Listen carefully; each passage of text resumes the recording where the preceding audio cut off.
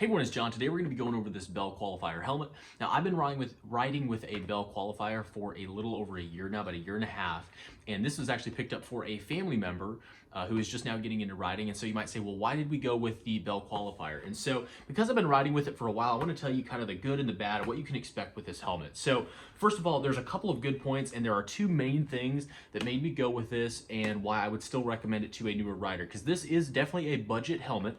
It's in the budget price segment. However, it does have two things that are very, very important that gives it a little bit more longevity, even if you continue to grow in your riding journey. And the first one is removable cheek pads and liners in here. So these actually all pop out. And at first I didn't think this was going to be that big of a deal, but once I had gotten riding for a little bit with my Bell Qualifier, I ended up wanting to go to cheek pads that were just a little bit thinner. It was giving me headaches. It was too thick.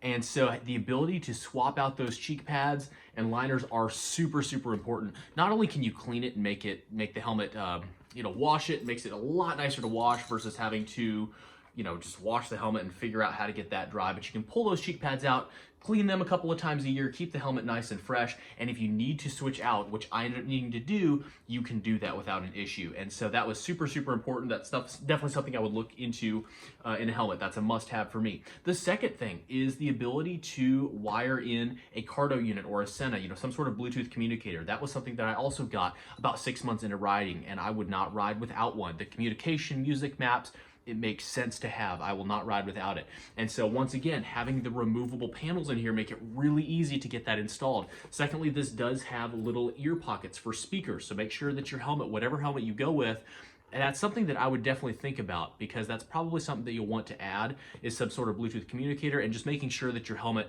will incorporate that. Saves you the money from having to buy another helmet later on down the road when you decide that you do want a Bluetooth communicator. So this does have venting, pretty adequate venting, nothing to write home about. Now, this is definitely not the quietest helmet. So, I started off on a Grom riding around, which you don't go very fast, 45, 50 miles an hour, maybe 55 tops, and it was perfectly fine. I have gotten a bigger bike several months ago, and so now I'm going 70, 80 down the interstate, and this helmet, it's okay, but it is definitely louder than I would like. I think there's definitely quieter options on the market. Now, I normally ride with earplugs, so it's not a big deal, but just know you're getting to a helmet here that has a lot of features. It's got plenty of airflow, but it's definitely not the quietest helmet. So I wouldn't say that it's horrible, but it's just kind of middle of the road is what I would say. Then there are, of course, with the visor here, this does pop off. I'll show you how that works. Just got a little tab right here. And on the other side to pop this off.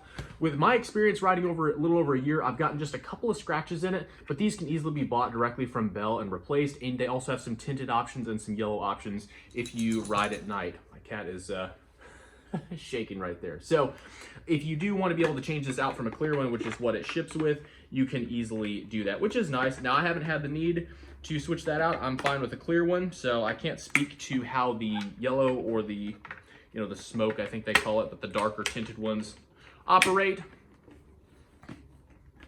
And I think that's about everything that you need to know on this helmet. Very comfortable. We'll talk about comfort for a little bit. I haven't had any issues with the comfort once I got those cheek pads swapped out. It's been fine in that regard. And I do kind of like the color graphic on this as well. So that's an overview on this helmet. Thanks so much for watching, and enjoy the rest of your day.